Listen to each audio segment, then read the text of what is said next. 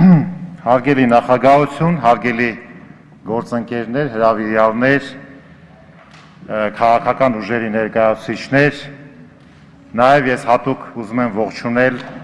այսօր այս դահլիճում գտնվող քիչ առաջ ավարտվեց Ոսկեզօծ դահլիճում Արցախի Հանրապետության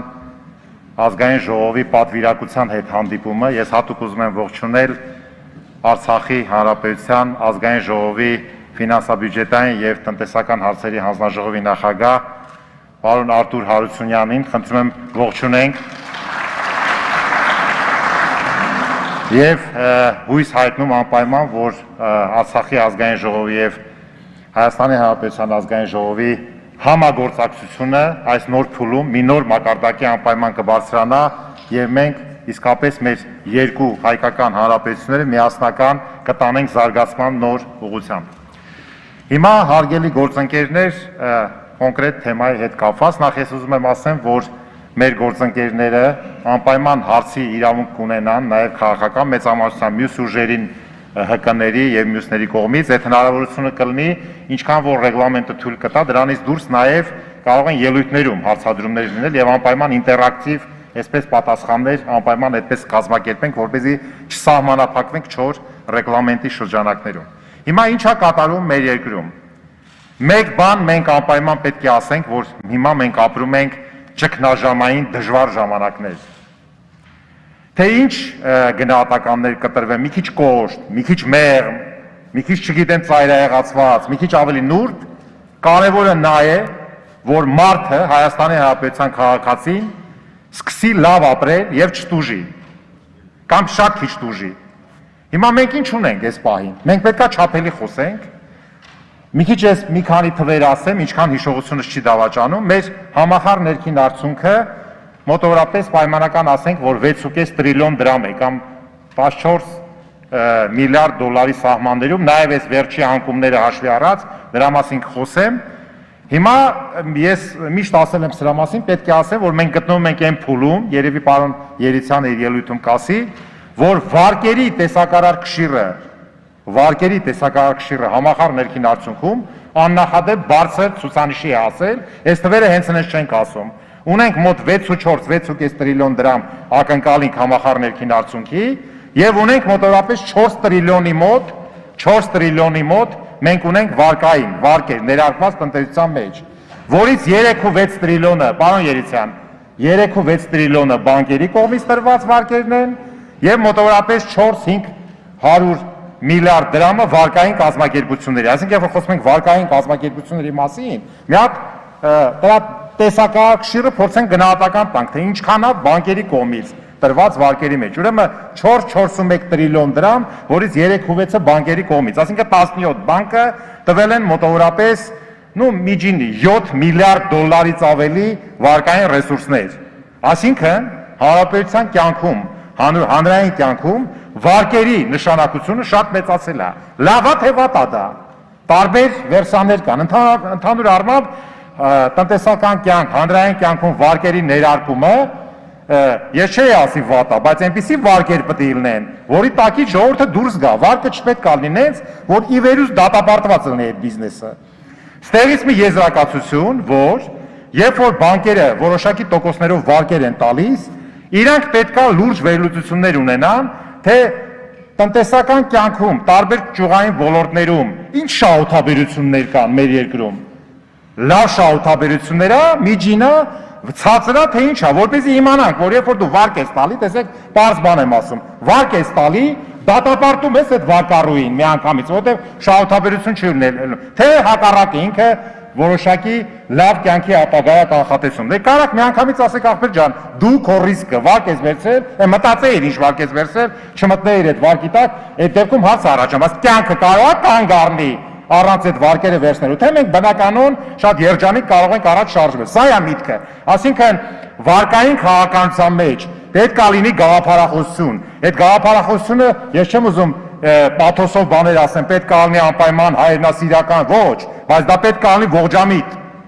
Ողջամիտ հարաբերություններ պետք է լինեն, որ պետք է իմանանք, որ վարկը տալիս ես, դրա տակից վարկառուն դուրս է գալու։ Հիմա տեսնենք այդ վարկերի կառուցվածքը, ասեցի մոտավորապես 4 տրիլիոն դրամ, մի քիչ լավ է։ Ինչ է դրա մեջ մտնում։ Օրինակ կարակ հարց տա բիզնես վարկերի կշիռը, սպառողական վարկերի, մոտավորապես 1 տրիլիոնը դրանք սպառողական վարկեր են։ Այսինքն վարկ, որը տվել ենք ապրելու համար։ Ուսման վարձ է վճարում, բուժման համար է վճարում, չգիտեմ, ֆորս մաժոր է, չի կարում ապրի, հա։ Այսինքն սնունդ է առնում նույնիսկ, այսինքն խնդրեմ կա տեղ։ Այսինքն տեսեք 4 տրիլիոնի մեջ 1 տրիլիոնը սպառողական վարկեր է, ավելի ճիշտ 3 ու 6-ի մեջ, որովհետև այդ վարկային կազմակերպությունների վարկերը այնքան բարձր են տոկոսները, որ չես իմանում այդ ինչա։ Մոտ 500 միլիարդը, 500-600 միլիարդը դրանք հիպոթեկային վարկեր են, այսինքն վերցրել են, որ բնակարան գնեն եւ այլ եւ այլ։ Մնացածը նոր գալիս է արդյունաբերական, գյուղատնտեսական եւ այլ տիպի, եթե կա։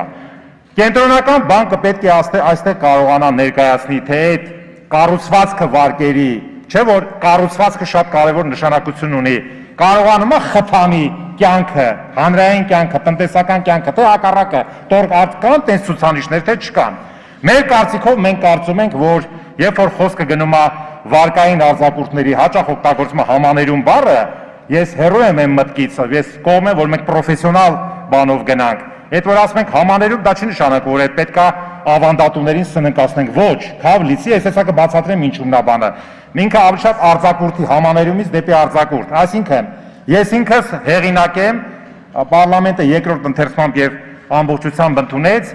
ուրեմն ֆիզիկական անձանց բանկային ավանդների շեմը բարձրացնելու, ուրեմն եւ ապահովագրելու ավանդների ծավալի 98%-ը, ուրեմն այն թվերով, որ մենք առաջարկեցինք 10 միլիոնը 16 միլիոն, 5 միլիոնը արտարժույթով 7 միլիոն եւ դա մենք արել ենք կենտրոնական բանկի հետ համագործակցված, այսինքն վերլուծությունները միջազգային մակարդակի ելնելով մեր տնտեսական process-ներից կենտրոնական բանկի հետ ենք միասին արել, այսինքն ավանդներին առանձնապես բան չի սպառնում, բայց կարող է պատահի ասենք թե ինչ-որ մի բան ներենք վարկային տոկոսներից այդ տոկոսները սառեցնենք, տոկոսների մի մասը սուբսիդավորենք, կարող է ավանդներին վտանգ սպառնել, ոչ չի կարող։ Հիմա ես ասեմ,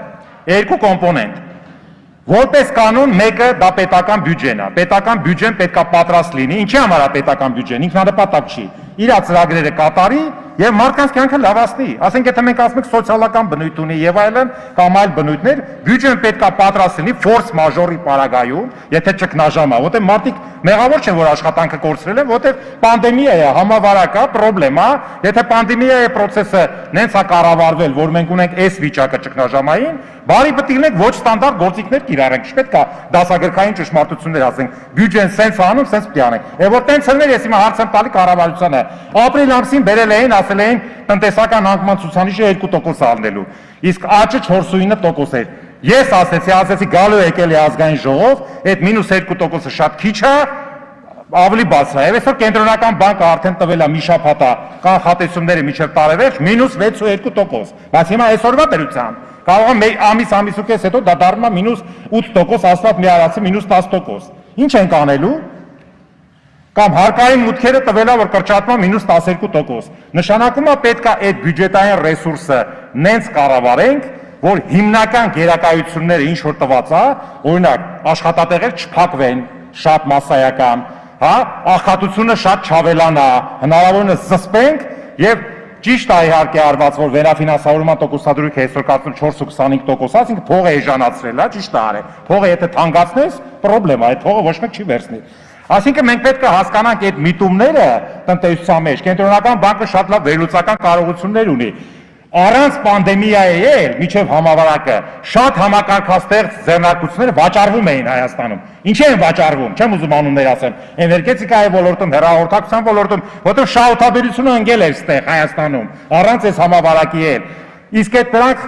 խոշոր կորպորացիաներ են, վաճառում են, այդ փողը տեղափոխեն ուրիշ տեղեր, որտեղ շահութաբերությունը 2-3% էլ բարձր լինի, իրանք տեղափոխում են ուրիշ տեղ։ Այսինքն սա է եղել ժամանակին այս վերլուծությունը ստեղծի ներկայացի վարկը տալիս են, ինչ շահութաբերություն կա ողջամիտ բիզնես անելու, ինչ շուկա ունես, ինչի առաջ ես կանգնելու։ Դրա համար երբ որ մենք ասում ենք, մասամբ կարող է բանկերի շահութաբերությունը մի փոքր ընկնի,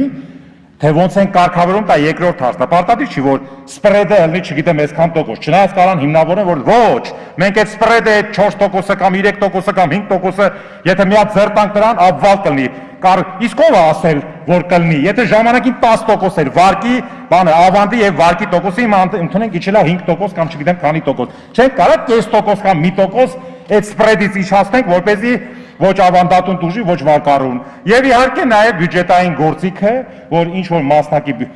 բյուջետային գործիքները պետք է նայել այս առումով եւ ես չեմ ասում բոլոր վարկերը, բայց վարկերի կառուցվածքը ճիշտ ուսումնասիրելով հասցեական սուբսիդավորում անել,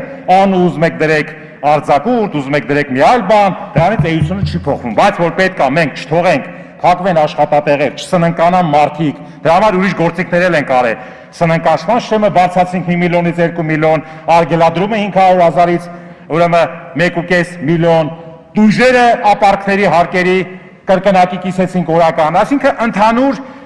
ուրեմն 3 երեխայի դեպքում, 5 երեխայի դեպքում բերեցինք այդ 1 միլիոնը 1.5 միլիոնը ասեցինք միանգամից տանք հուլիսի 1-ից, որ այսինքն բոլոր տիպի գործիքները պետք է օգտագործվեն, որպեսզի մենք կարողանանք զսպենք այս համավարակի պրոբլեմատիկան։ Իհարկե ասելիքները շատ է, մենք պատրաստ ենք քննարկման, բայց ես կարծում եմ, որ մեր քաղաքական ուժը եւ Գագիկ Ծառուկյանը եւ մեր քաղաքական թիմը շատ հստակ մեսիջները ուղղորդել է։ Կա ցանկություն այդ մեսիջները վերցնելու, դրան տալու մարդկային կերպարանք առաջ շարժվելու։ Մենք միասին կշարժվենք առաջ։ Չկա ցանկություն, այդ դեպքում երկիրը կգնա ոչ ճիշտ ուղղությամբ,